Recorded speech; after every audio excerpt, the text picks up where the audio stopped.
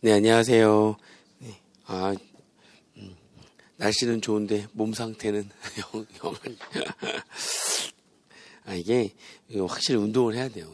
운동을 몸도 좀 만들고 해야 되는데 이사해가지고 바로 앞에 막 부천에서 제일 큰 이제 공원이어서 거기 보면은 아침 새벽부터 밤 막 12시, 1시, 2시까지도 사람들이 운동을 계속해요. 그러니까 거기 공원 주변으로 해가지고 계속 운동하는데 집은 글로 이사했으면서 오히려 먼 데서 사람들 운동하러 오고 바로 앞에 있는 저는 운동도 못하고 있고 이렇게 좀 빨리 걷기 조깅만 좀 해도 그래도 괜찮을 텐데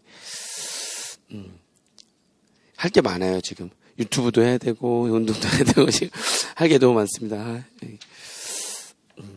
언제나 뭘 해야겠다는 생각을 하고 있는데 장성우 교수하고 오늘 저하고 둘만 수업 있는데 그래서 유튜버 네 이렇게 들어오면서 꿈나무 유튜버 이러면서 그러더라고요. 그래서 그러니까요. 자, 일단 오늘 그 1장에 나머지 문제들 몇 개 풀어보고 그 다음에 2장에 이제 증여세 내용들 쭉 정리하고 문제 풀어보고 이렇게 마무리하고 이렇게 하는 걸로 하겠습니다. 자, 문제 5번 문제 볼게요. 5번. 1장의 5번. 636페이지에.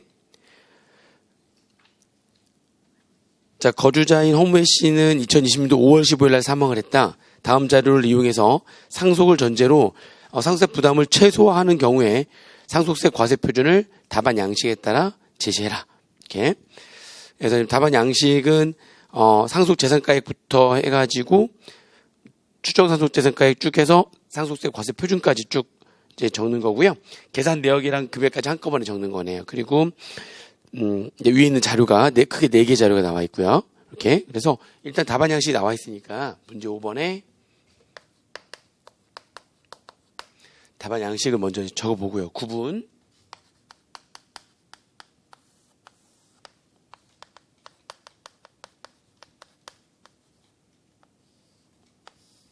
계산 내역, 그다음에 금액.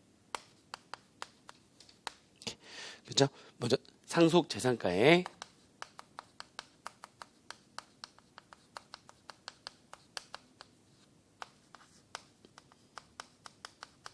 2번이 추정 상속재산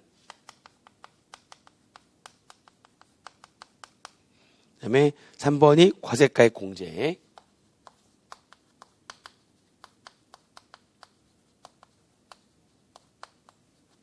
이렇게 있고 그 다음에 상속세 과세가액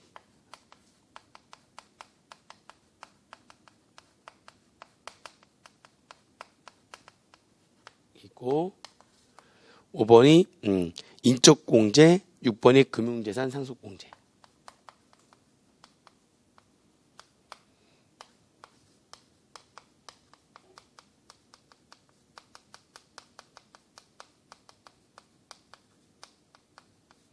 이렇게 그래서 과세 표준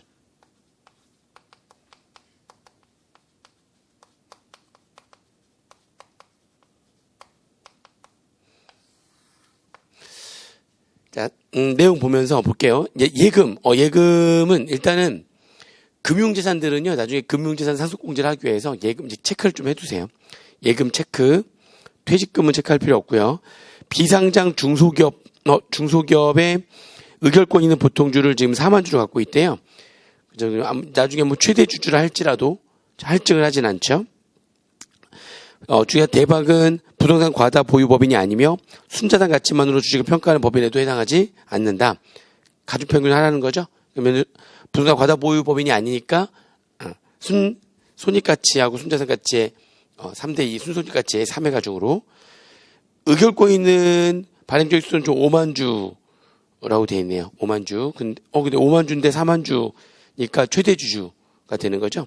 이게 이제 최대 주주인지는 꼭 알아야 되는 이유가 할증은 하진 않잖아요.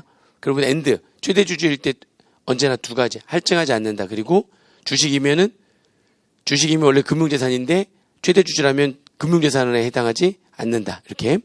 그래서 할증하지 않고 최대 주주지만 중소기업이니까 할증하지 않고 또 최대 주주이기 때문에 금융재산으로 보지 않고 이렇게 표시해 주면 되고 금융재산 아니죠.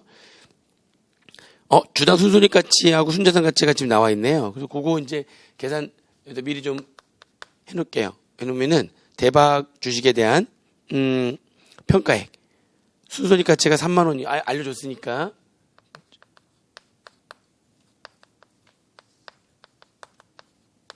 주식 그죠? 3회 가중을 하고 그 다음에 순자산 가치 2만 원에는 2회 가중을 하고 이를 5로 나누면 되고요.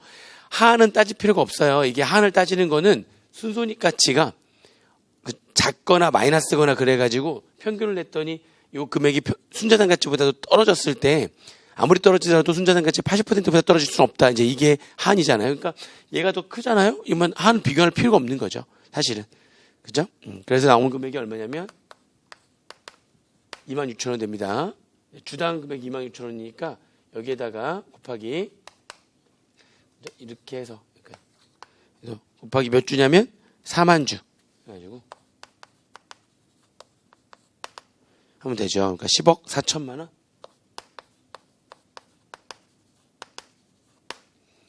대박 주식은 10억 4천만 원 나오는 거고요. 그 다음에 허무혜 씨의 은행 차입금이 3억 5천이 있대요. 그 중에 2억 5천이 용도가 불분명하대요. 입증된 금액이 아니라. 그러니까 입증된 금액이 1억이라는 얘기죠. 3억 5천인데 2019년도 10월 1일 날 차입했으니까 금융채무는 자, 세 가지를 따져보자고 그랬죠. 이제 금융채무, 일단 금융채무는 나중에 금융재산 상속공제할 때에 순금융재산 계산할 때 그때 고려를 해야 되는 거잖아요. 그죠? 그래서 그거 일단은 순금융재산 체크를 해야 되는 거고요. 금융재산에 체크를 합니다. 그 다음에 차입금인데 2년 내에 5억 이상이냐 1년 내에 2억 이상이냐 따져봐가지고 거기 둘 중에 하나 해당하게 되면 추정 상속재산가액 그죠? 그것도 또 계산할 때 또 필요한 거죠. 일단 여기서 이제 두 가지만 보시면 되겠네요. 그래서 일단은 추정 상속재산가액에 걔가 이제 들어가는 거고요. 좀 이따 금융재산 상속공제할 때 순금융재산 구해야 되는데 그때 빼줘야 되겠죠. 그렇게 들어가고 그 다음에 과세가액 공제액에서 채무로서 또 빼야 되겠죠. 세 가지를 언제나 고려를 하셔야 됩니다. 채무 딱 뜨게 되면 과세가액 공제액에서 채무로서도 고려를 해야 되는 거고 추정 상속재산가액이 해당하는지도 살펴봐야 되고 그 다음에 금융재산 상속공제할 때 순금융재산 계산할 때 거기 부채로도 차감을 해야 되는 금융부채 차감을 해야 되는지 따져보셔야 되고 세 가지 다 해당되는 거네요. 보니까 그죠? 1년 내 2억 이상이었기 때문에 차입한 금액이 추정 상속재산가액에도 해당하고 과세가액 공제액에서 채무로서 차감도 해야 되고 순금융재산 계산할 때도 차감을 해야 되는 금융채무고 장례비용 300만 원인데 봉화시설 사용비용 없으니까 이것도 장례비용도 최하 500만 원 들어가야 되고 동거가족이 둘밖에 없고요. 그죠? 그다음에 뭐 장애인이나 미성년자가 아니기 때문에 기타의 인적공제를 계산해봤자 금액이 얼마 안 돼요. 그러면 그 배우자 상속공제 이외에 인적공제할 때는 일괄공제를 그냥 적용하면 되는 거고요. 재산의 상속 분할 신고를 하지 않았기 때문에 배우자가 얼마를 가졌는지 알 수가 없죠. 그럼 배우자가 얼마를 가졌는지 알 수 없으면 배우자 상속공제 최하 5억을 또 공제하면 되는 겁니다. 전체적으로 지금 다 파악했으니까 이제 들어갑니다. 상속재산은 지금 예금 5억하고 그죠? 예금 5억에 그 다음에 퇴직금 1억 5천에 예금은 체크해놨어요. 지금 금융재산이니까 1억 5천에 그 다음에 비상장 주식은 이거는 금융재산 아니죠. 최대주주니까 얘가 10억 4천 이렇게 해가지고요. 세 개 더하니까 16억 9천만 원이 곱해가지고 이게 상속재산가액이 되는 거죠. 그 다음에 추정 상속재산가액은 1년 내에 지금 2억 이상 되는 거 맞으니까 차입한 금액이 그죠? 차입한 금액 3억 5천만 원 들어오고 그죠? 거기서 3억 5천 아예 입증한 금액이 1억이라는 얘기니까 그래 불분명한 금액을 알려준 거니까 여기서 입증한 금액을 뺀 금액까지 해가지고 2억 5천만 원 지금 용도가 불분명한 금액 입증한 금액이 1억이라는 얘기죠. 그래서 용도가 불분명한 금액 2억 5천이고 그리고 이 중에서도 둘 중에 작은 금액은 용도를 밝히지 않아도 되는 거니까 전체 얼마입니까? 3억 5천만 원의 20%와 2억 원 중에서 작은 거, 얘가 더 작은 거죠? 2억 5천에서 이게 이제 7천만 원이니까 빼게 되면 추정 상속자산가액은 1억 8천이 되겠습니다. 자, 과세가액 공제액은 일단 공과금 없고요. 채무가 있었죠. 채무가 3억 5천. 이렇게 고려해야 되는 거고요. 채무. 그죠? 금융채무이기 때문에 나중에 금융재산 상속 공제할 때 순금융재산 계산할 때 또 차감을 해야 되는 거고요. 거기에다가 지금 장례 비용인데 봉안시설에 소요된 금액은 없고요. 300만 원이니까 최하 500만 원 해줘야 되는 거죠. 그래서 이렇게 되는 거고요. 과세가액, 상속세 과세가액은 합한 다음에 이거 빼면 되겠죠. 1, 2번 합한 다음에 3번을 빼면 바로 나오는 거니까 얘는 그거 해가지고 얘는 15억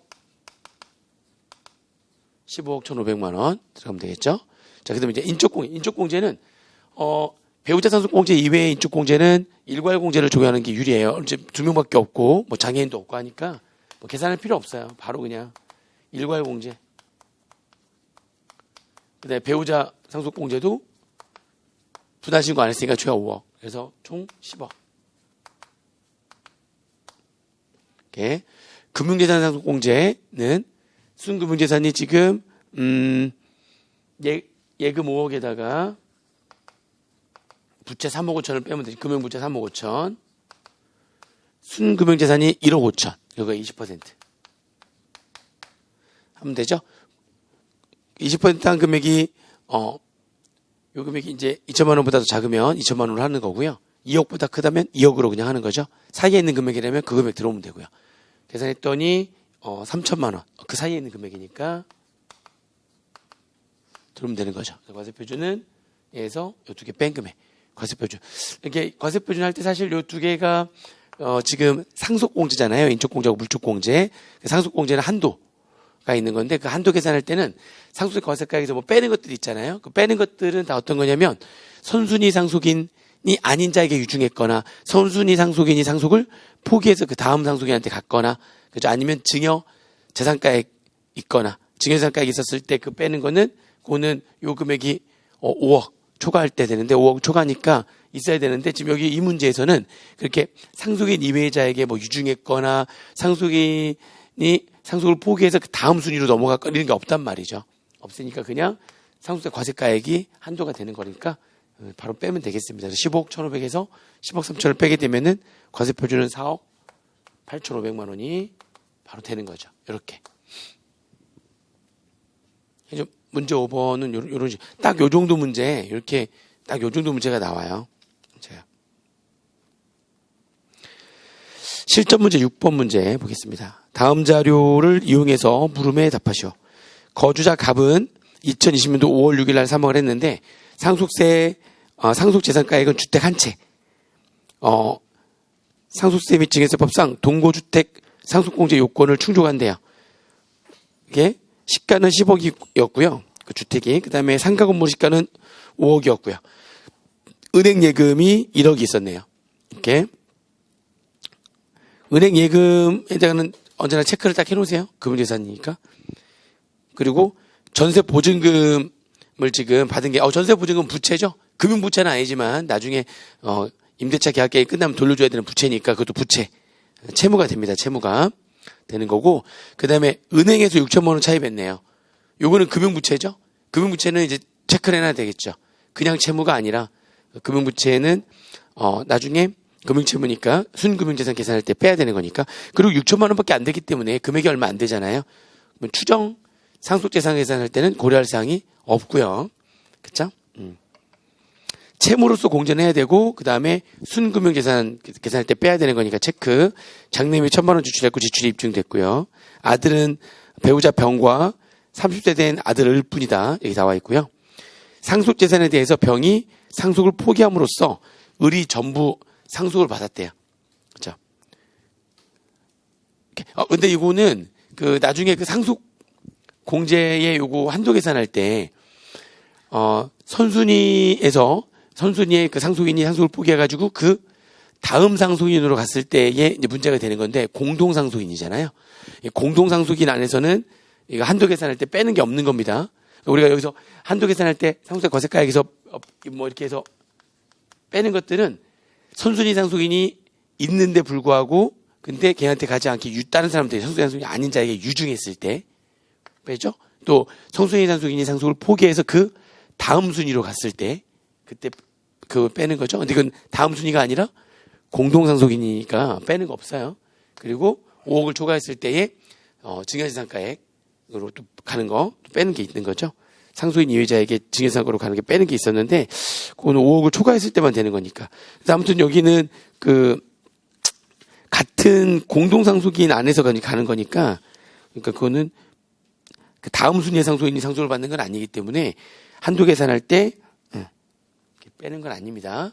그리고 그 증여재산가액 빼는 거는 5억을 초과했을 때만 빼는 거고 뭐 이렇게 해가지고 세 가지는 언제나 또 고르라서 최근에는 요 상속공제에 대한 한도 있잖아요. 상속과세가액에서 빼는 것까지 고려하는 거. 그래서 한도에 걸리는 걸로 해가지고 이렇게 나올 수가 있고 최근에 이렇게 몇 번 나왔기 때문에 좀 정리를 좀 하셔야 됩니다. 자, 그래서 이제 요구사항을 보니까 문제 6번에 요구사항이 두 개가 있어요. 근데 지금 그 두 번째 요구사항은 요거는 증여세를 좀 공부한 다음에 와서 푸셔야 될 것 같거든요. 그래서 증여세 공부하고 난 다음에 내용 공부하는 내용이 하나 있거든요. 그 내용 공부하고 나면 그러면은 요 내용 들어와서 다시 문제를 풀 수 있습니다. 그래서 그 요구사항 2번은 증여세 파트를 공부하고 난 다음에 문제를 푸시고요. 여기서 요구사항 1번만. 답안 양식이 지금 총 상속재산가액.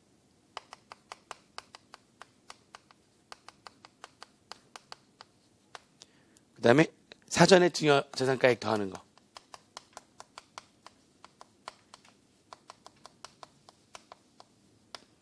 그죠? 그 다음에 상속세.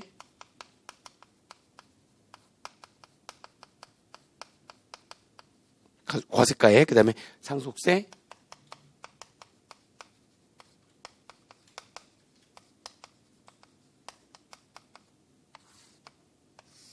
이렇게 해가지고 먼저 총 상속재산가액.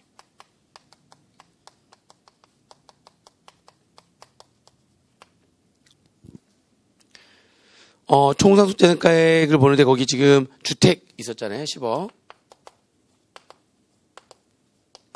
그죠? 그 다음에 상가 건물 5억. 그죠?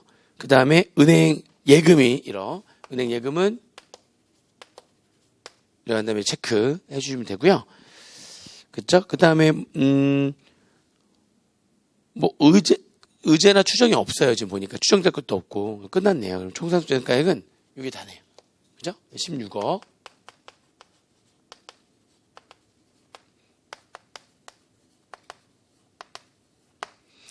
사전 증여재산가액은 지금 3번 자료 보니까 2017년도 5월 6일 날 당시 27세인 그의 아들 을에게 토지를 그때 당시에는 논이었는데 논 시가 2억짜리를 증여했고요.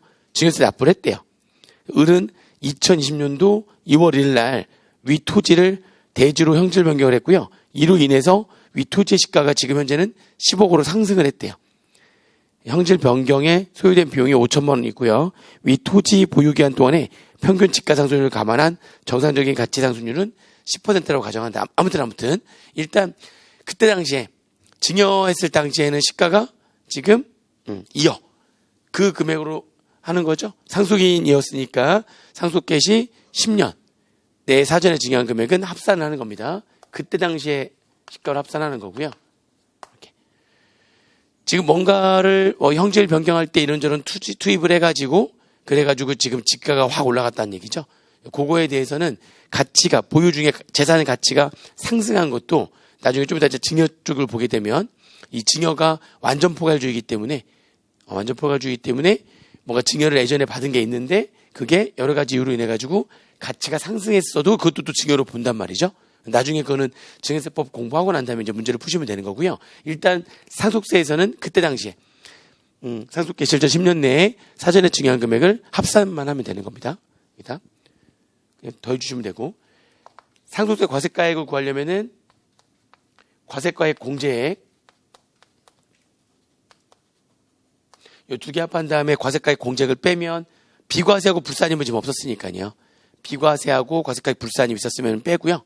그다음에 과세가액 공제액이 있으면 그렇죠? 이것도 빼면 되는데 여기서 이제 과세가액 공제액만 고려하시면 되죠. 일단 채무가 있어요. 채무가 두 개나 있었어요. 전세 보증금도 채무고요. 금융채무도 채무죠. 그래서 지금 5천만 원, 6천만 원 합계 채무가 1억 1천만 원 있었고요. 공과금은 없었는데 장례비가 있었네요. 장례비가 지금 1천만 원. 그래서 과세가액 공제액은 지금 1억 2천만 원이에요. 그죠? 따라서 상속세 과세가액은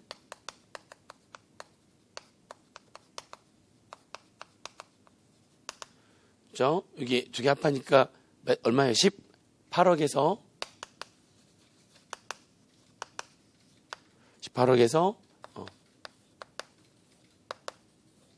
1억 2천을 뺀 금액이 상속세 과세가액이 되는 거죠. 그죠? 16억 8천만 원이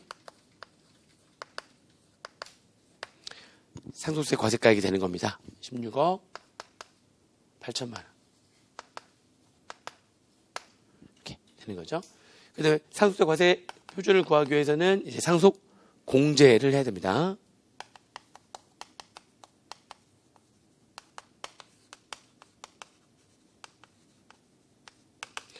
상속 공제하는데 인적 공제를 해야 되는 거잖아요. 인적 공제. 인적 공제는 일단 둘밖에 없고요. 이렇게 되면 배우자 상속 공제 이외의 인적 공제는 일괄 공제를 적용하는 게 유리하는 거죠. 그 다음에 배우자가 실제로 상속받은 건 없잖아요. 상속을 포기해가지고 아들한테 다 줘버렸기 때문에 실제로 받은 게 없더라도 배우자가 있기만 하면 최하 배우자 상속권자는 무조건 최하 5억. 실제로 받은 게 없더라도 무조건 최하 5억은 된다고 했으니까. 그죠? 그래서 인적공제는 10억이 되는 거고요. 물적공제와 관련해가지고 물적공제는 지금 딱 보면 금융재산 가업을 상속한 건 아니고 가업을 상속했다는 거는 언급이 있습니다. 가업과 관련된 재산이 얼마인지 나와야 되고 아니죠. 뭐 재해 발생한 것도 아니고 할 수 있는 거는 지금 동거주택 상속공제에 대해서 있네요. 동거주택 상속공제 이게 지금 여기 개정된 걸 반영을 못해가지고 아무튼 이게 100% 하고 한도 6억 원을 한다. 개정돼가지고 6억 원을 한다고 그랬는데 동거주택이 지금 얼마냐면은 동거주택이 얼마였죠 이게? 10억이었어요. 그러니까 지금 10억과 6억 중에 작은 거 6억 10억의 100%와 한도 6억으로 이번에 개정됐기 때문에 6억이 되는 거죠. 6억이 동거주택이 있었고 그 다음에 이제 금융재산 상속공제가 있습니다.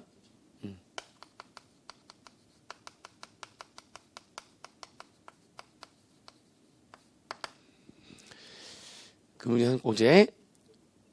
자, 순금융재산을 구해야 되는 거니까 일단 예금이 1억이었고요.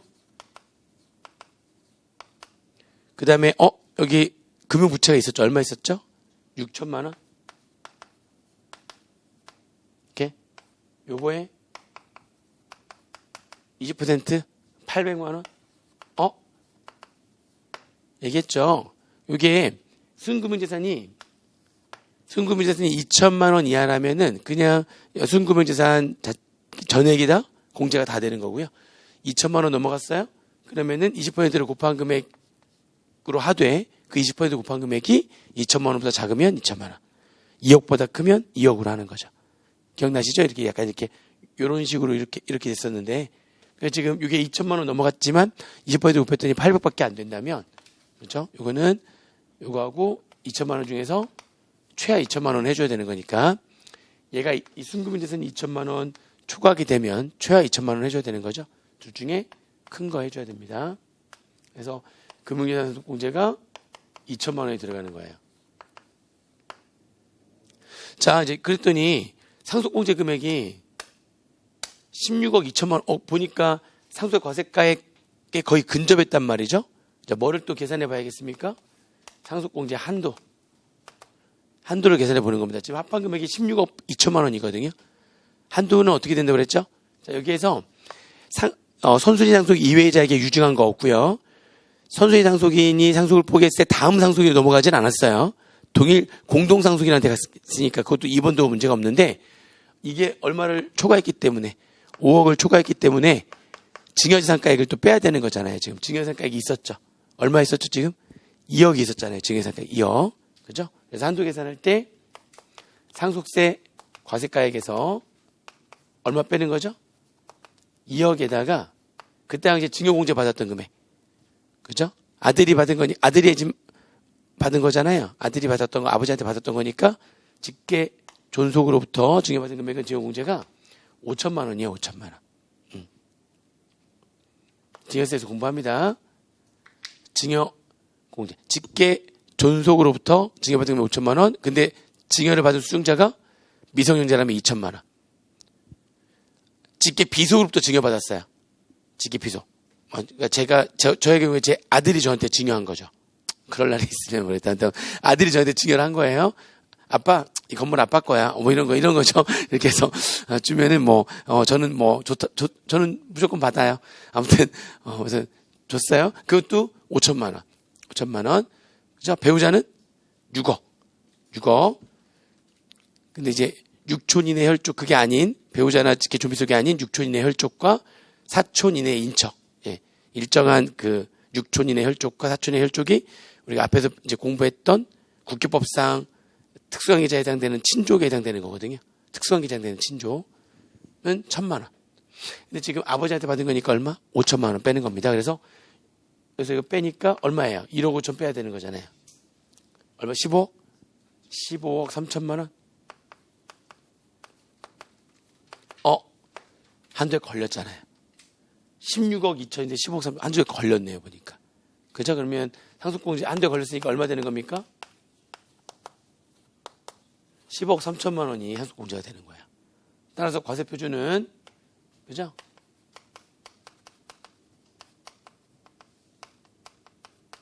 상속세 과세가액 16억 8천에서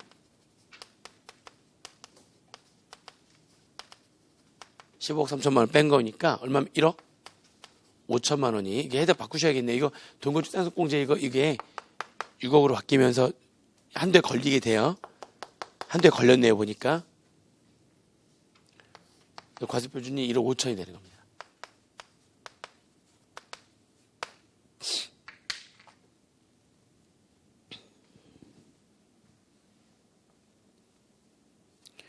동거주택 상속공제를 5억으로 잘못 넣어가지고 수정을 해주세요. 그래서 걔를 6억으로 하게 되면 상속공제가 한도에 걸려요. 자, 상속공제의 한도 아시겠죠? 이거 한도 나옵니다. 실제로 나오니까.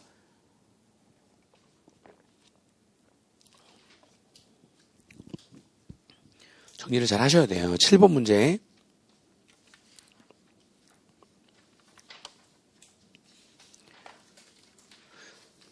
다음 자료를 이용해서 물음에 답하시오. 거주자 A는 2020년도 6월 1일 날 사망하면서 소유하고 있던 토지, 상속 개시 현재 시가가 5억짜리였대요. 이거를 주위에다 대안한테 대안한테 유증을 했어요. 토지 이외의 상속 재산은 없고요. 대안은 이제 비상장 법인으로 중소기업에 해당하며 상속 개시 현재 주주 현황은 다음과 같다. 그래서 지금 주주의 갑, 을, 병이 지금 거기 있는데, 그죠? 갑은 A의 아들이고요. 그 다음에 을은 갑의 딸이라고 지금 나와 있네요. 이렇게. 그죠? 지금, 지금 토지 하나밖에 없었는데 그 토지를 갑하고 을한테 상속한 게 아니라 유증을 해가지고요. 그죠? 유증을 해가지고 대안한테 전부 다 넘어갔네요. 그죠? 그럼 여기 지금 얘는 밑에 보니까 과세 문제만 적으라고 됐지 금액이 얼마냐?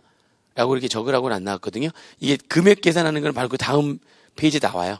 그래서 여기는 지금 말만 하시면 되는데 이거 앞에 소리 한번 정리했었죠. 그죠? 그러면 일단은 영리법인이 받았거나 그러니까 대안은 어떤 문제가 생긴 대안은 공짜로 자산을 받았으니까 그죠? 자산 수중이익이 입금이 돼가지고 법인세 과세 문제가 있죠.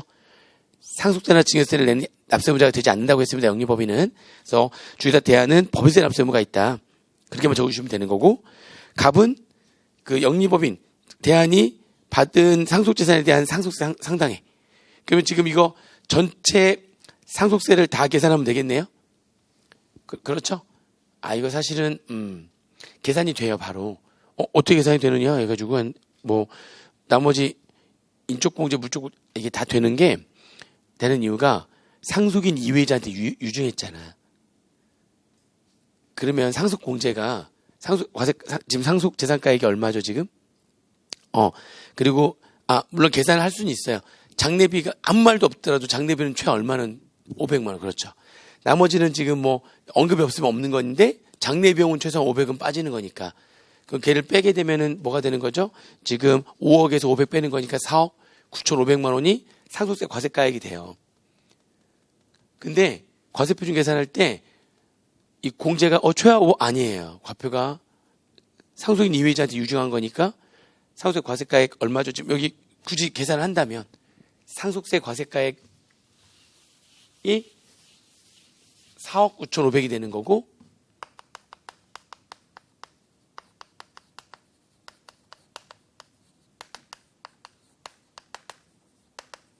여기다 이제 뭘 빼야 하는 거죠?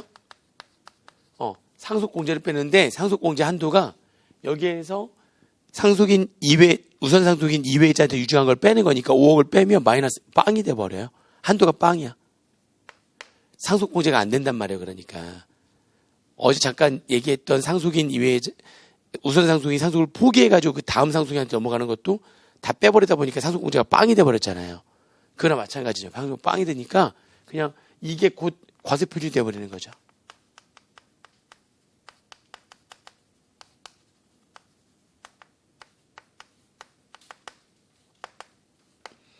되는 겁니다. 과세표준. 그죠? 그러니까 바로 산출세액 나오는 거죠. 1억까지 10%하고 1억부터 5억까지는 20%를 하는 거기 때문에 세율 구조만 나오면 바로 계산할 수 있는 거죠.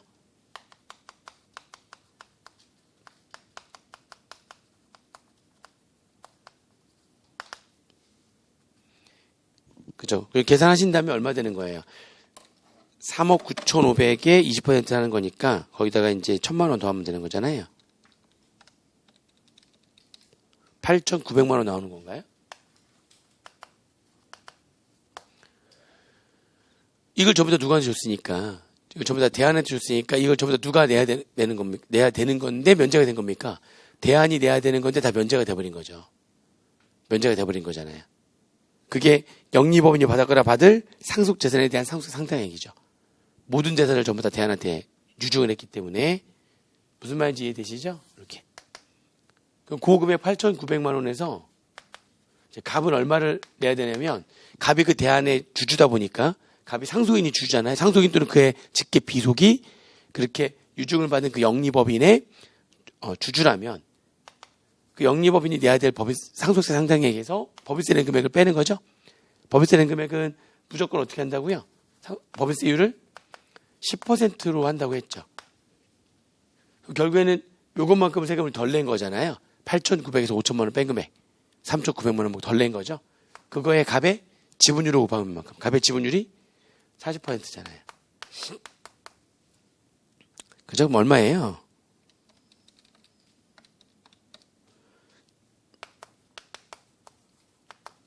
$1,560만 원에 대해서 이제 갑이 이 금액을 상속세로 해가지고 납부모가 있는 거죠. 을은 또 갑의 자녀라고 돼 있으니까 을도 그러면 납부모가 있는 거죠. 똑같이 대안이 납부해야 될 상속 상당액에다가 대안의 자산 수준 이익으로 인한 법인세 상당액을 빼죠. 무조건 법인세는 10% 세율을 적용한다고 했고요. 을의 지분율은 30%죠. 그렇죠? 그래서 계산하시면 되겠습니다. 1,100 이런 식으로 해가지고 납세모 있는 거고, 병은 아무 관계가 없기 때문에 병은 상속 납세모가 없는 거죠. 그렇죠? 갑하고 을만 이렇게 해서 계산의 금액에 대해서 상속세에 대한 납세모가 있는 겁니다. 7번은 내가 계산 한번 해본 거예요. 8번 문제는 진짜 계산 문제예요. 8번 문제는 아래 자료를 이용해서 요구사항에 답하시오. 대안은 비상장 영리법인으로 중소기업에 해당하며 구체적인 주주 현황은 다음과 같다. 단 대안의 총 발행 주식수는 설립 이후에 변동된 적이 없대요. 지금 갑이 본인이고요. 지금 주주가 갑을 병으로만 구성되어 있는 가족회사네. 가족회사. 그중에 이제 갑이 사망을 한 거죠. 이렇게 사망을 한 겁니다. 주식회사 대안은 부동산 과다법인 및 순자산 가치만으로 주식을 평가하는 법인에 해당하지 않으며 가업 상속 공제 대상에도 해당하지 않는다. 대안의 주당 순손익가치와 순손익가치나 순자산 다 뭐예요? 다 2만 원. 그럼 뭐 어떻게 평균되든지 간에 2만 원이죠. 2만 원. 2만 원. 그리고 지금 갑이 남긴 거는요. 지금 그 주식 하나밖에 없어요. 갑은 주식 다른 재산은 지금 없어. 주식 200 없다고 돼 있어요. 아예 5번 자료 보면. 대안의 주식만 갖고 있고요. 2020년 3월 1일 날 사망하면서 소유하고 있던 대안의 주식 전체를 대안한테 그냥 유증한 거야. 대안한테 유증을 했어요. 상법상 대안이 갑의 주식을 유증받는 데는 문제가 없으며 회사는 수중한 자기 주식을 소각할 계획이 없대요. 아무튼 그러니까 이게 왜 이런 말이 나왔냐면은 소각을 해버리잖아요. 그러면은 그 나머지 을과 병의 지분율이 바뀌어 버리거든요. 그럼 우리가 또 똑같이 이제 여기다 지분율을 곱해야 되는데 그 지분율이 바뀌어 버리니까 그런 문제가 되기 때문에 소각할 계획이 없으니까 이제 가지고 있는 거죠. 가지고 있는 거. 나중에 언젠가 또 팔겠죠. 아무튼 가지고 있는 거기 때문에 얘네들의 뭐가 바뀌지 않죠. 그래서 그 을과 병의 지분율이 바뀌지 않습니다. 자, 그러면 일단 문제를 푸는데 갑의 유증과 관련해서 을과 병에게 부과되는 지분 상당액의 상속세를 계산하시오. 자, 일단은 가지고 있는 것 자체가 주식이기 때문에 주식은 평가를 해야 될 거 아닙니까? 비상장 법인이고요. 중소기업에 대한 거니까 할증할 필요는 없죠. 그렇죠? 그리고 최대주주잖아요. 갑이 지금 뭐 최대주주지만 어차피 최대주주의 주식은 금융예산으로도 보지 않죠. 자, 아무튼 그래서 그 문제 8번에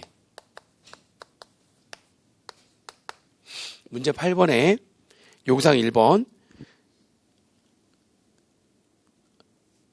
일단은 그 주식 평가를 좀 해야 되겠네요. 비상주식에 대한 평가 해가지고 주식회사 대한주식의 평가입니다. 갑이 가지고 있는 그죠?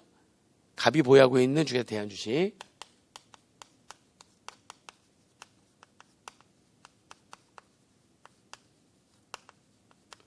갑이 보유한 대한주식 평가를 이제 해봐야 되겠죠. 근데 이게 쉬운 게 그냥 무조건 얼마예요. 그냥 일단 주당 가치는 순손익가치나 순자산 가치가 전부 다 2만 원이기 때문에 어떻게 가중평균하든지 간에 2만 원이죠. 그러면 평가액은 지금 2만 원인데 몇 주를 갖고 있었냐면은 5만 주를 갖고 있었으니까 그죠? 10억이네요.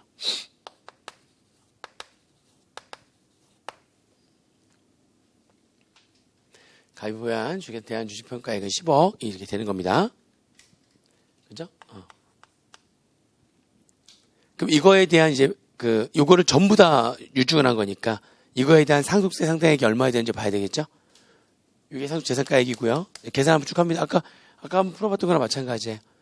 자, 뭐 해야 되는 거죠? 이 상속재산가액에다 상속공제가 들어가야 되는 거잖아요. 근데 상속공제를 할 때 일단은 요게 이제 재산가액이니까 과세가액 공제액을 빼가지고 상속세 과세가액 구한 다음에 상속공제를 해가지고 과표를 구할 겁니다. 자, 과세가액 공제액 공과금이나 채무나 장례비용이 있는지 봤더니 그쵸? 내용 보니까 뭐가 있어요? 지금 내용 보니까 아무것도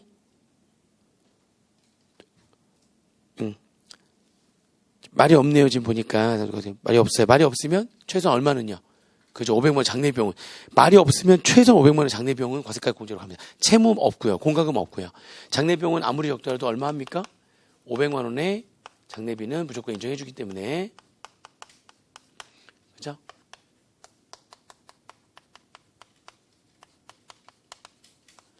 상속세 과세가액이 그래서 얼마 되는 거예요? 9억 9,500만 원이 되는 거예요. 그죠? 근데 다시 한번 얘기하지만 상속공제가 빵이 돼버린단 말이에요. 계산할 필요도 없어요. 상속공제는 지금 배우자와 아들이 있으니까 최하 얼마가 되는 겁니까? 얘기했었잖아요. 이렇게 배우자도 있고 자녀도 있으면 최하 10억이 된다고. 그러나 이렇게 선순위 상속인 이외의자한테 유증을 했거나 상속법에서 그 다음 순위로 가버렸거나 그렇게 돼버리면은 걔를 다 빼주기 때문에 다 빼버리면 10억 다 빼는 거죠? 10억을 다 빼야 되는 거잖아요, 지금. 그죠? 그러니까 상속공제는 한도에 걸려가지고요. 빵이 돼버린다는 거예요, 빵. 한도에 걸려버린 거예요. 한도가 빵이에요. 그래서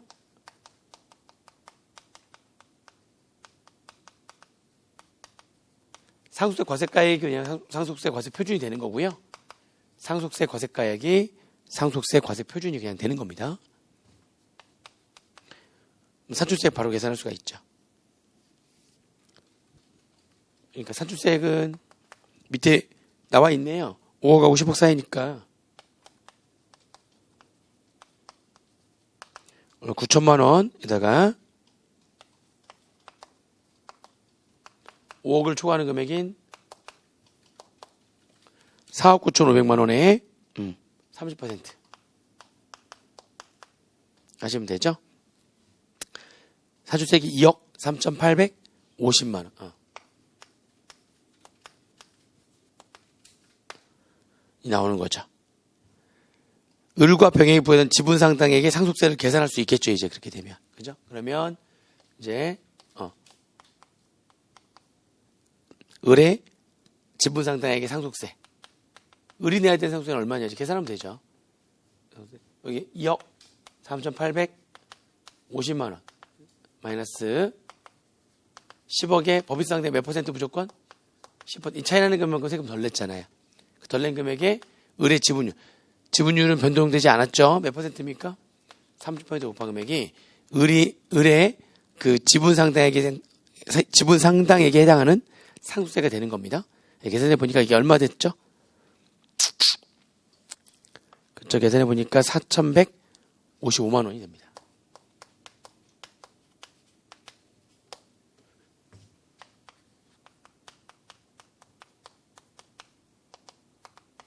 똑같죠? 2억 3,850만 원 마이너스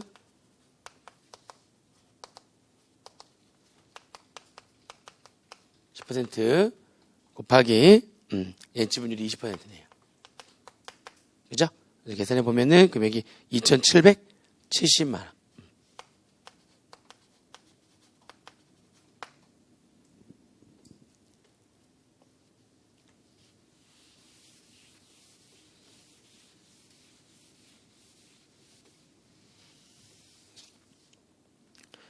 이렇게 하시면 되겠죠. 그죠? 2번은 부과하는 이유 해가지고 얘기하면 되죠. 영리법인은 상속세 납부가 없다 보니까 그죠? 상속인이나 또는 그의 직계 비속이 그러한 영리법인의 주주로 있으면서 영리법인한테 유증을 해가지고 조세를 회피하려고 하는 것을 지금 방지하기 위해서 만드는 제도다. 뭐 이런 식으로 실질적으로는 거기 주주로 있으면서 그 주주한테 그 법인한테 유증을 하게 되면 상속인과 그의 직계 비속이 실질적인 상속을 받게 되는 거나 마찬가지 아니냐 이런 식으로 적어주면 되는 거죠. 8번 되셨죠? 지금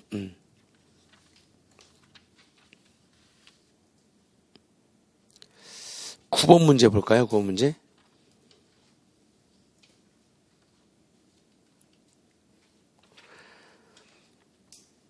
자, 다음은 2020년도 6월 10일 날 사망한 거주자 갑의 상속세 신고와 관련된 자료다. 이를 이용해서 요구사항에 답하시오 해가지고 자료가 쭉 나와 있고 그 다음에 추가 자료가 또 있고요.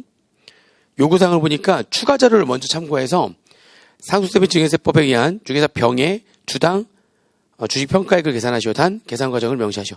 그러니까 지금 추가 자료를 보게 되면은 상속 개시일 당시에 주식회사 병의 상속세 및 증여세법상 평가된 자산총액과 부채총액이 나와 있고 상속 개시일 전 병의 4년간의 주당 순손익이 쭉 나와 있고 그리고 부동산 과다법인이 아니고 4년간 발행주 총수는 변동이 없고 그죠? 계속사업자로 가정을 하고 이자율은 10%로 가정을 하고 위에 내용 보니까 위에 1번 자료에 동그라미 3번 보시면 저기 병에 대한 지금 주식에 대한 평가액이 나와 있는데 몇 줄을 내가 갖고 있었느냐. 사망자가 1번에 동그라미 3번 비상장 기업인 주식사 병의 보통 주식 10,000주를 가지고 있었죠. 평가해가지고 10,000주 곱하면 되겠네요. 그죠? 10,000주를 곱하면 되는 거고 주당 평가액은 지금 아무튼 밑에 추가 자료만 가지고 바로 주당 평가액을 걸 수가 있는 거고요. 주당 평가액 10,000주고 최대 주주가 아니래요. 지분율 10%였었고 1번에 3번 보니까 최대 주주라면 할증을 해야 될 거 아닙니까? 그죠? 근데 할증을 필요할 필요는 없죠. 최대 주주가 아니니까 할증할 필요 없고요. 대신에 최대 주주는 아니니까 나중에 금융재산에는 해당하는 거죠. 금융재산에 해당하는 거고. 자, 아무튼 추가 자료로만 가지고 주당 평가액을 계산해 보겠습니다. 그럼 어제 공부했던 내용이니까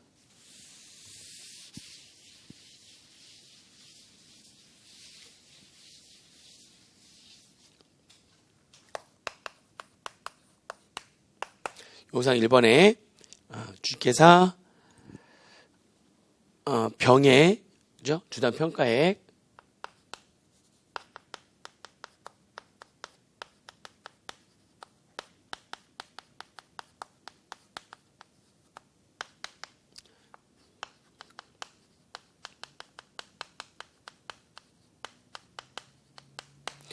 주당 순이익 가치 요구하려면 주당 순이익을 그죠? 가중평균하면 되는 거죠? 3년 걸 가지고 2019년 다 나와 있으니까 7,000원에다가는 3을 곱하고 그죠? 2018년도 거 6,000원에다가는 2를 곱하고 2017년도도 6,000원이네. 1을 곱해가지고 나도해서 이렇게 6으로 나누면 되겠죠. 그죠? 얼마 나와요? 그럼 6,500원 나오는 거고 예. 따라서 주당 순손익 가치는 6,500원을 10% 나눠주면 되는 거니까 65,000원이 되겠죠. 순손익 가치는 65,000원이 되겠습니다. 주당 순자산 가치를 구하면 자산총액하고 부채총액 그냥 알려줬으니까 바로 하시면 되겠네요.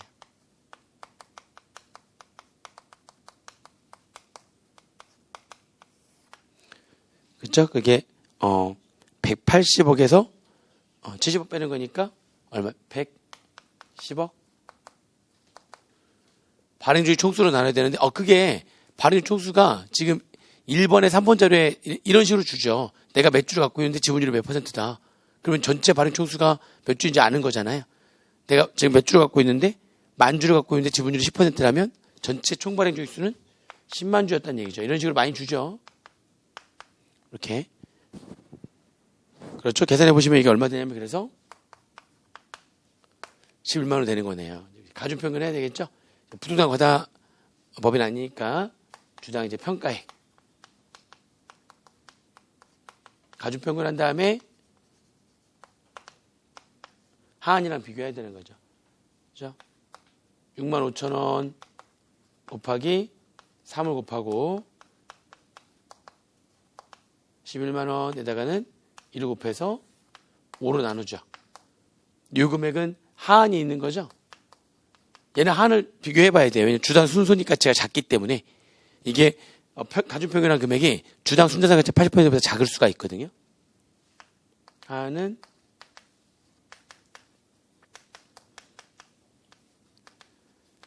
88,000원이고 가중평균 했더니 이게 얼마 나오냐면 가중평균 했더니 83,000원 나온 거죠. 그래서 둘 중에 큰 금액 주당 평가액은 88,000원이 되는 겁니다. 금액은 주당 평가액은 88,000원 따라서 그래서 이렇게 해주면 되겠죠. 자, 요구사항 2번인데 요구사항 1번에서 산출된 주계사 병의 주당 평가액을 2만 원으로 가정을 하래요. 그렇게 하고 각 물음에 답하시오. 단 산출세액 최소화하고 계산 과정을 명시해라. 이제 그 병의 주당 평가액을 2만 원으로 가정을 하고 그죠? 그리고 난 다음에 상속세 과세가액 계산하고 배우자 상속공제액 계산하고 또 3번은 그 배우자 상속공제액을 얼마라고 가정한 다음에 상속세 과세표준과 산출세액을 계산하고 이렇게.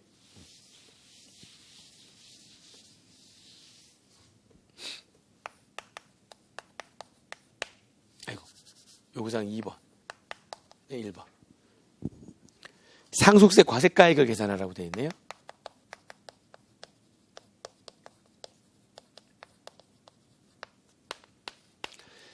자, 상속세 과세가액을 계산하려면 그러면은 총상속재산가액을 계산해야 되겠죠?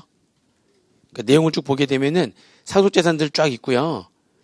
2번에 토지를 예전에 형한테 증여한 게 있고요.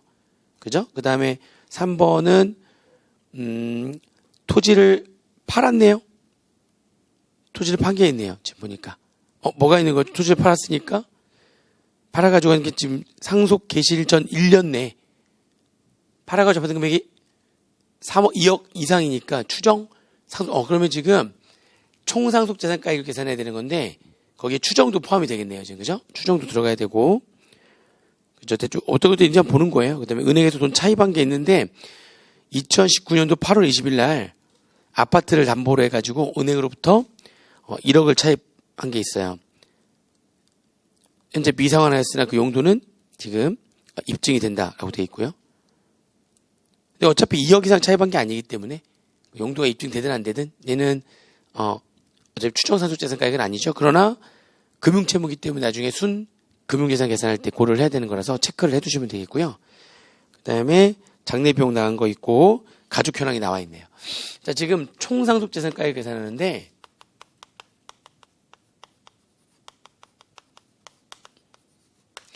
여기에 있는데요. 여기에 추정상속재산가액도 있는 거죠. 상속재산가액 쭉 더하는 거예요. 옆에다가 토지, 잘 보셔야 돼요. 자, 토지는, 여기 문제가 좀, 사실은 아무 생각 없이 그냥 문제를 푸는 게 아니라, 시가로 하는데 시가가 불명하면 상징세법상 보충적 평가 방법에 의한 금액으로 합니다. 그래서 부동산 같은 경우에는 상징세법상 보충적 평가 방법에 의한 금액이 기준시가예요, 기준시가. 근데 뭘 알아요? 토지는 뭘 알아요, 지금? 시가를 알죠? 알려줬네요. 토지 3억. 근데 아파트가 국세청장 고시가액이 기준시가거든요. 그게 개별 주택가격, 공동주택가격. 근데 얼마에 구입했다고요? 6억에 구입했대요. 근데 지금 국세청장 고시가액이 8억 5천. 아니, 보세요. 지금 시가로 할 거냐 아니면 상징세법상 보충적 평가 방법에 의한 금액으로 할 거냐. 구입을 한 금액이 있다면 그 구입 가격은 당연히 뭘로 구입했겠어요? 그러니까 우리가 시가라고 하는 게 뭐라고 했냐면 시가라고 하는 거는 상속 같은 경우는 전후 각각 6개월, 그죠?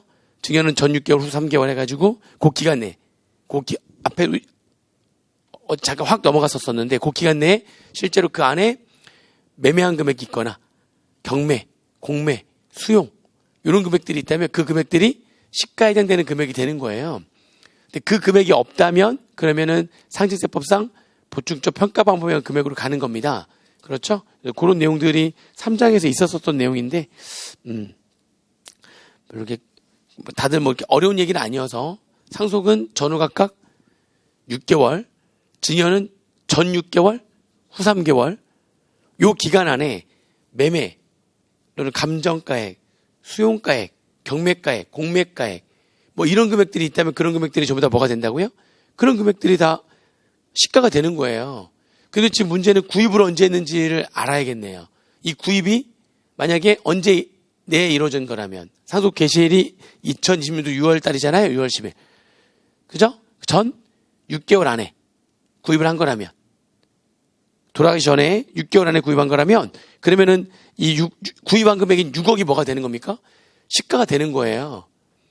그죠? 근데 그게 어디에 힌트가 있냐면 밑에 4번 자료 보시면 그 아파트를 뭐 했죠? 얘가 지금 담보로 해가지고 돈을 빌렸대요.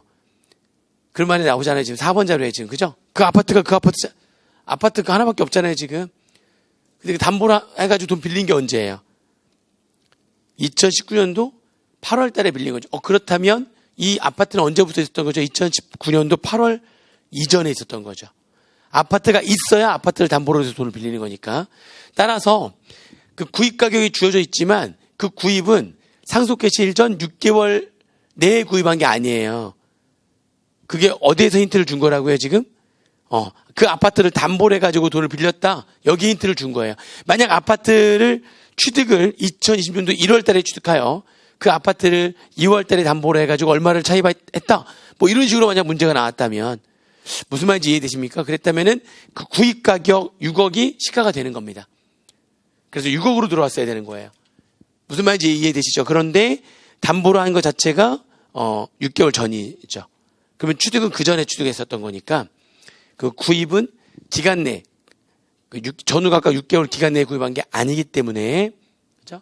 그냥 뭐가 들어오는 거죠? 상징세법상 보충적 평가방 부양 금액. 그게 국세청정 고시가의 공동주택가격입니다. 얼마입니까? 그래서 얘가 8억 5천이 들어오는 거예요.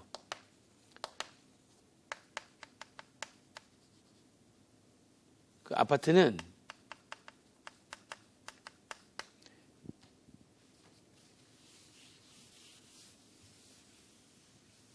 이렇게 8억 5천이 들어오는 거예요.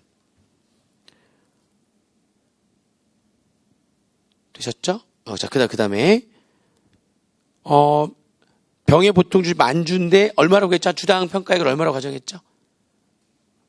얼마로 2만 원으로 가정했으니까 2만 원에 만주하니까 2억이네, 2억. 그죠? 그래서 여기다가 2억.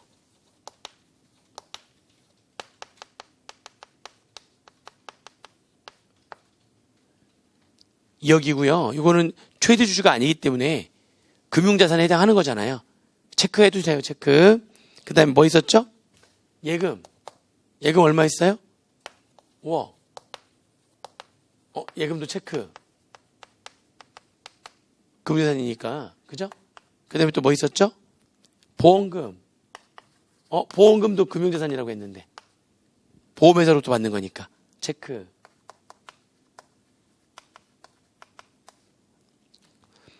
그 다음에 상장 주식은 500주인데, 상속 개시 전후 각각 2개월간의 종가 평균액이 3만 원이고, 상속 개시일 현재 종가가 3만 원. 뭐를 보충적 평가방 부양 금액을 곧 시가로 한다고 그랬는데, 어떤 금액? 전후 각각 2개월간의 종가 평균액. 얼마입니까? 3만 원. 그러면 500주 곱해 3만 원 하는 거니까, 1,500원 바로 들어오는 거죠? 상장 주식. 500주 곱하기 3만 원 해가지고요. 되고, 최대 주주가 아니니까, 그러면 금융재산 맞네요. 체크. 되셨죠? 그 다음에 2번은 사전 증여한 거니까 상속재산은 아니잖아요. 상속재산가액은 이렇게 계산하시면 되고, 그 다음에 추정, 아까 상속재산가액도 하나 더 있었죠. 계산하시면 되고, 상속재산은 총 해가지고 여기 둘, 셋, 넷, 다섯, 6개 합하니까 상속재산 얼마가 되는 거예요? 19억? 6,500? 여기까지는?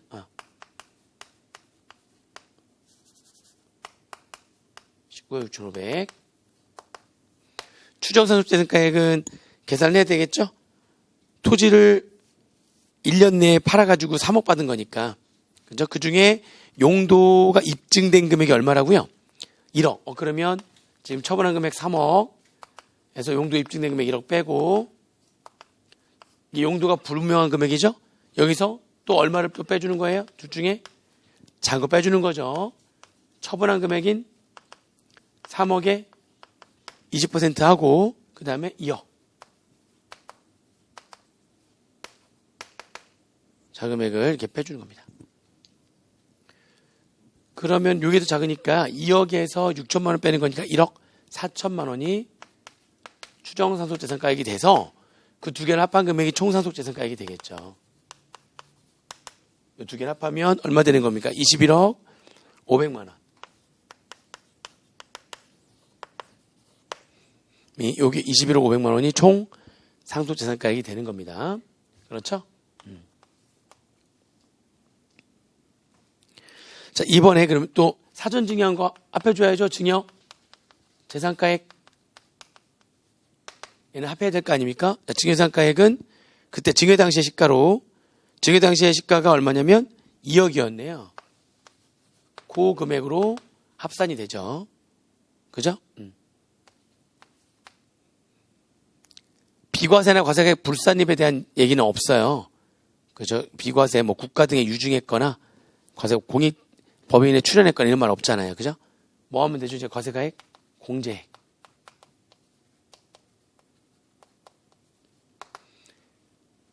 총상속자산가액에서 증여산가액 더하고 과세가액 공제액을 빼게 되면 그게 상속세 과세가액이 되는 거죠. 과세가액 공제액 요거는 일단 공과금에 대한 얘기 없었고요. 그 다음에 채무가 있죠. 지금 보니까 아파트 담보해가지고 은행으로부터 얼마 차입을 했습니까? 10억 차입했으니까 채무 10억, 채무 1억. 이거 금융채무죠? 체크 해주시고요. 그죠? 그 다음에 장례비용. 장례비용은 지금 얼마가 증빙에서 확인되고요.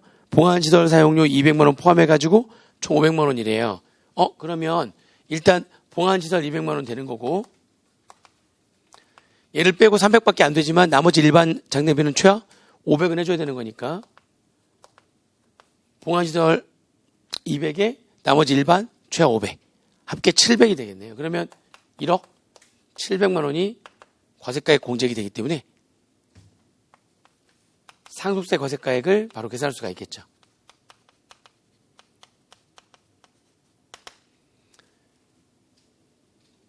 얘에다 이거 더하고 얘를 빼주면 되는 거죠. 상속세 과세가액은 얼마가 나오는 겁니까? 그러니까 21억 9,800만 원.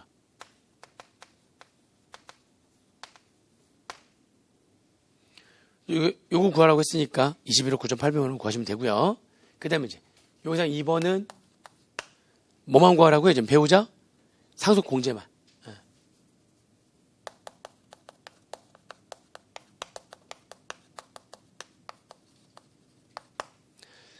일단 배우자 상속 공제는 어떻게 적었냐면 제가 실제로 상속받은 금액이 얼마냐. 그리고 배우자가 상속 개시일 날 상속 받을 수 있었던 금액이 얼마냐. 두 개를 계산해서 둘 중에 작은 금액을 계산한 다음에 그 둘 중에 작은 금액이 5억보다 작으면 5억. 그죠? 30억보다 크면 30억을 한도로 한다. 최대는 30억, 최하 5억. 그럼 일단 배우자가 실제로 상속 받은 거. 실제로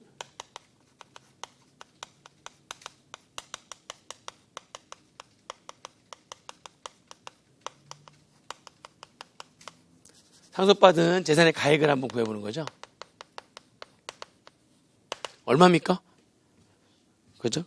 나와 있는데 보니까 6번에 보니까 상속인 및 동거가족은 배우자와 자녀 1명, 유증에 의해서 친구한테 5억이 증여되고 배우자한테는 10억이 상속됐고 나머지는 자녀한테 상속이 됐대요. 유증으로 상속인이 아닌 자한테 이게 준 게 또 있네. 아무튼 배우자한테 얼마를 줬어요? 10억을 줬네요. 그래서 배우자가 상속받은 재산가액은 10억. 이렇게 배우자가 상속받은 재산가액은 10억 되는 거고요. 배우자가 상속 개시일날 상속 받았을 금액을 한번 구해보는 거죠. 배우자가 상속 받았을 금액.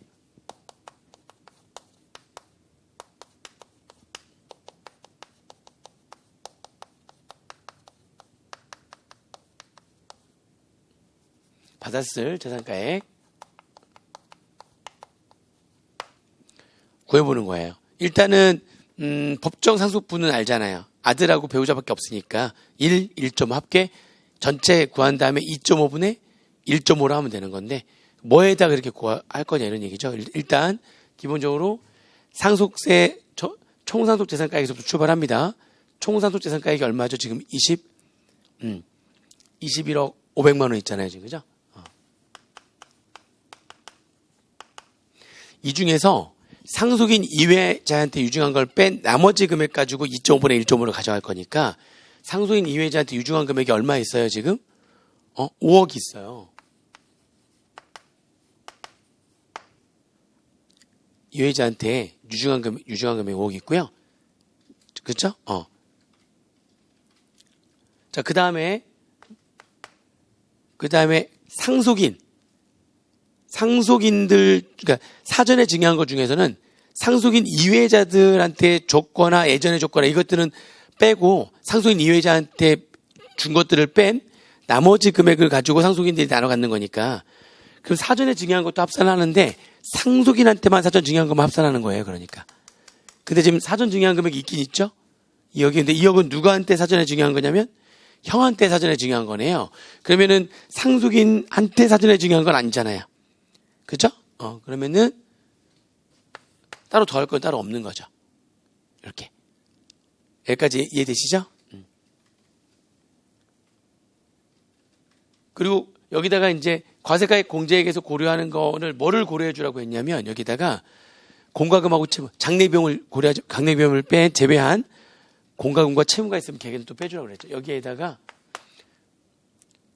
공과금하고 채무 1억만 빼는 거죠.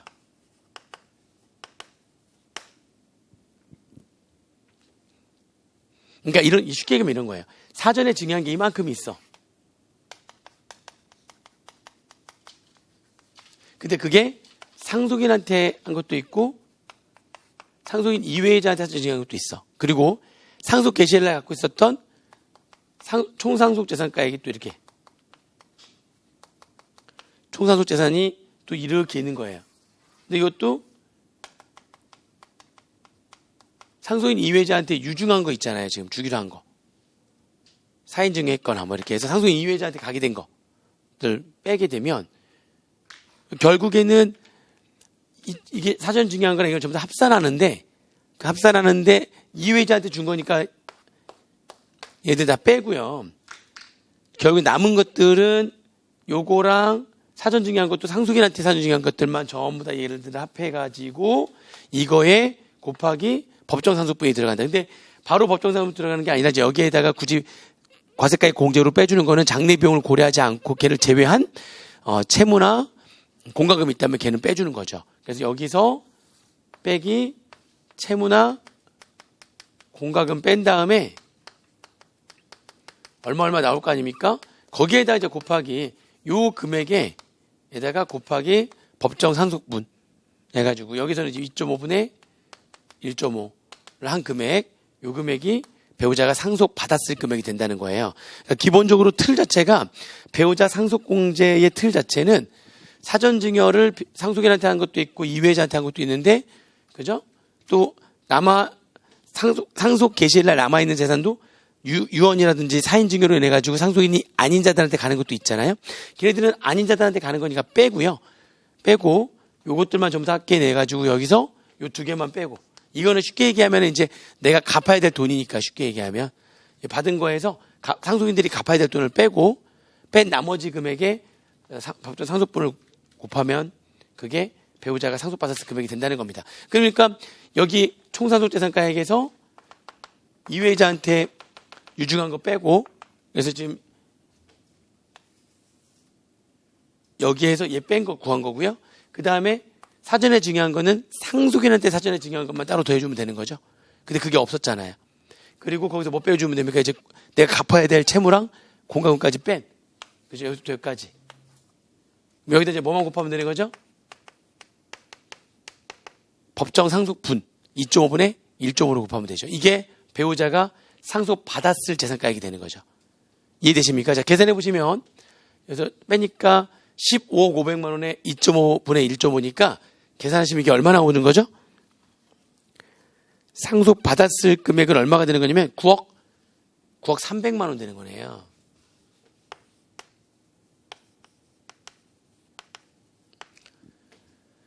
그렇죠?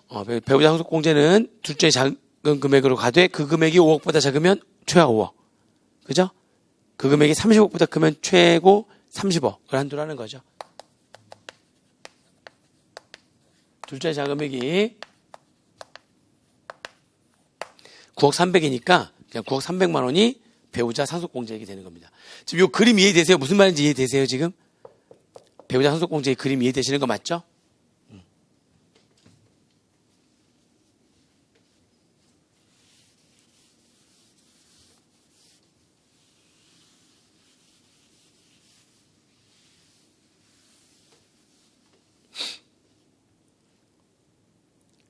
일단 또 3번 갑니다. 3번 갈 때는 과세표준하고 산출세액을 물어봤는데 배우자 상속공제를 얼마로 가정했죠? 9억으로 가정해가지고 이렇게 했어요. 자, 그러면 일단 나머지는 그대로 가야죠. 상속세 과세가액은 그대로 이걸 갖고 오고요. 갖고 오고 거기다 상속공제만 하면 과표 구하잖아요. 지금 이제 과세표준을 구하라고 했는데 과세표준을 구하려면은 일단 상속세 과세가액은 그대로 가져오고요. 말이 없었으니까.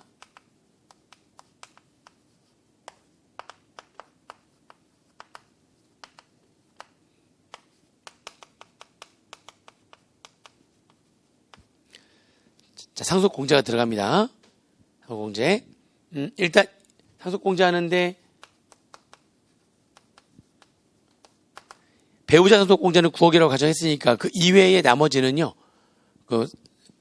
얼마 몇 명 없잖아요. 몇 명 없으면 일괄공제가 유리하단 말이죠.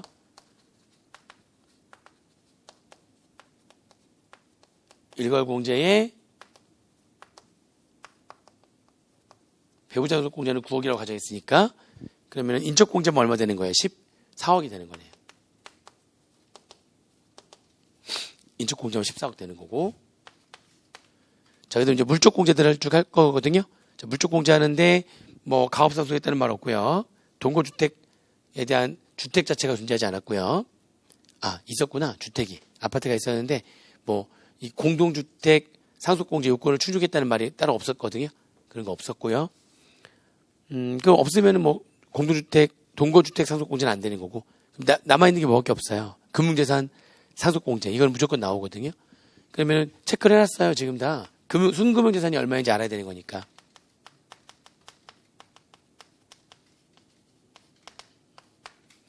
체크하는 것도 볼까요, 여기? 지금 금융재산이 2억, 5억, 1억, 1,500.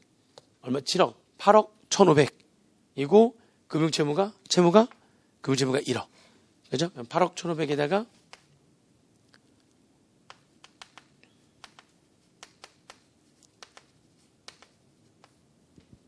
금융채무 1억을 뺀 금액에 이 금액 자체가 지금 2천만 원 넘어갔으니까 20%로 곱한 금액이 2천만 원보다 작으면 2천만 원, 2억보다 크면 2억. 얼마? 7억 1,500에 20% 하는 거니까 얼마 되는 거예요? 7억 1,500에 20% 하는 거니까 금융재산 상속공제는 1억 4,300만 원 되는 거네요. 그죠?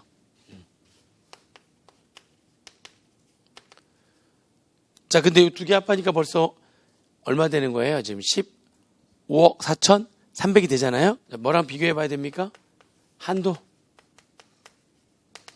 한도는 상속세 과세가액 21억 9,800만 원에 그래서 우선 상속 이유자한테 유증한 게 있었잖아요. 유효 남긴 게. 걔는 빼야죠. 그죠? 얼마입니까? 5억. 상속 포기한 사람은 없었어요. 근데 또 뭘 또 빼야 되는 거냐면 요 금액 자체가 5억을 초과했기 때문에 그죠? 사전 증여했던 금액 있잖아요. 그 금액. 사전 증여했던 금액도 빼야 되는 거죠. 사전 증여했던 금액을 빼는 거는 사전 증여했을 때 증여상가액에서 그때 증여공제를 차감한 금액. 그때 사전 증여한 금액이 얼마 있었죠? 2억이 있었고요. 그리고 형은 이거 알려줬네요. 그 형이니까 직계 존비속 이외에 6촌 이내의 혈족과 4촌 이내의 인척이잖아요. 그러니까 얼마가 증여공제가 되는 겁니까? 1,000만 원. 한도가 여기서 5억 빼고 그 다음에 얼마예요? 1억 9천 빼는 거니까. 한도 계산하시면 얼마 되는 거죠? 한도를 계산해 봤더니 한도 금액이 얼마예요? 한도가 10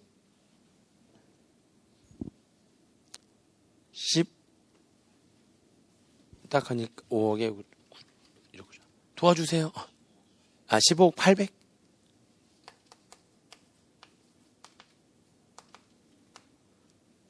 되는 거죠. 또 걸렸네. 이게 한도에 걸리는 걸로 이렇게 나온다니까요. 이게 한도 걸리는 거, 그래서 한도 꼭 고려하셔야 돼요. 2차 때는, 1차 때는 그런 거 고려 안 하는데, 2차 때는 이렇게 한도에 걸리는 게 나와요. 뺄 것들이, 어떤 것들이 빠지는지 계속 집중을 하시고 보셔야 됩니다. 그럼 결국에는 상속공제는 지금, 여기 있는 표현을 한다면 한도에 걸린 거죠. 15억 800. 따라서 과세표준은 여기서 이거 뺀 금액이 과표가 되는 거니까. 그죠? 그러니까 과표는 얼마 나와요? 그러니까 과세표준은 얼마? 6억 9천만 원? 산출세액이야 모여가지고 산출세액은 이제 5억과 10억 사이에 있으니까 그러면 산출세액은 9천만 원 플러스 5억을 초과하는 금액에 그죠? 30%인가요? 그래서 계산하니까 산출세액은 얼마가 나오냐면 1억 4,700만 원 나오네요.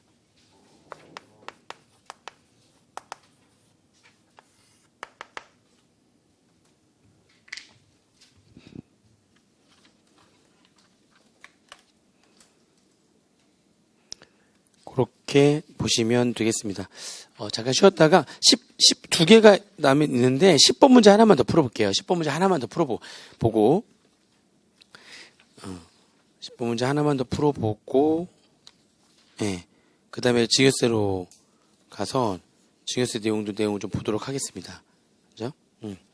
10번 하나만 더 풀어볼게요. 예, 잠깐 쉬었다가 하겠습니다.